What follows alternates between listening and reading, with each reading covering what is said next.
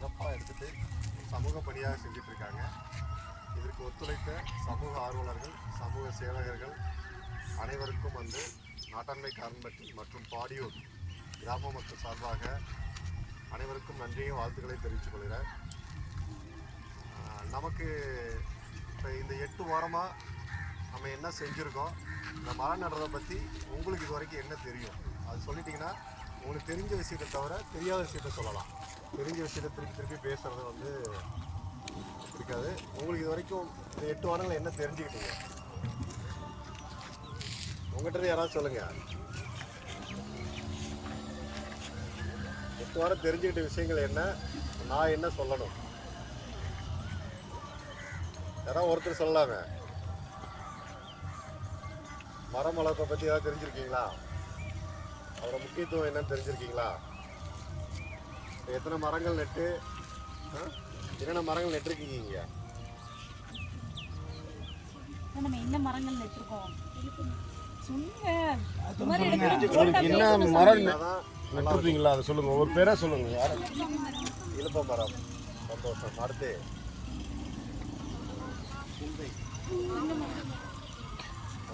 சத்தமாக சொல்லுங்க. அடுத்து என்ன? அது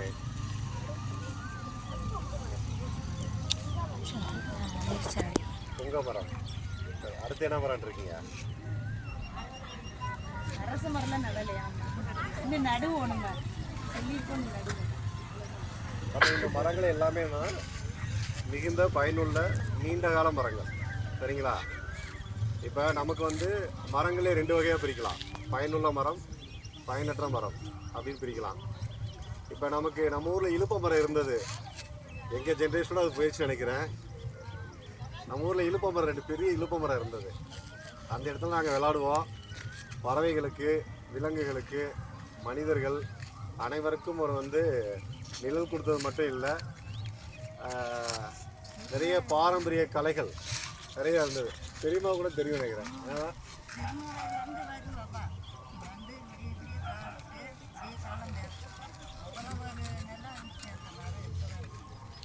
இலுப்பை மரம் நம்முடைய மிகப்பெரிய மரம். அது நீங்கள் நட்டுருக்கீங்க.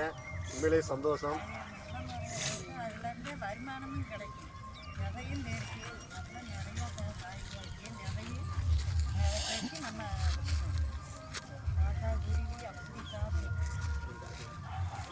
இலுப்பை எண்ணெய் அப்படிங்கிற எண்ணெய் அதை உருவாக்கலாம். சரிங்களா? நிறைய மருந்துக்கும் பயன்பட்டு இருந்தது. சொன்னாங்க இல்லைங்களா, நம்ம ஊரில் ரொம்ப மூத்தவங்க, அவங்களுக்கு தெரியும் வந்தது. எங்களுடைய தலைமுறையிலையும் அந்த இது இருந்தது. அதெல்லாம் நாங்களும் பயன்பெற்றோம். அது மாதிரி இப்போ நீங்கள் அதை உருவாக்கியிருக்கீங்க. மரங்கள் எப்பயுமே உடனடியாக உருவாக்கக்கூடிய ஒரு பொருள் கிடையாது. நம்ம இப்போ நட்டோம்னா நம்ம சந்ததியும் நமக்கு அடுத்த சந்ததிகள் இதுக்கும் நம்ம பயன்படும். மரங்களுக்கு அழிவே இல்லை. மரங்களால் பயன்பெற்றது ஏராளம். ஏன் நீங்கள் மரத்தை மட்டும் இன்றைக்கி நம்ம நடணும், வளர்க்கணும் அப்படின்னு ஏன் சொல்கிறோம்? யாருக்கா தெரியுங்களா?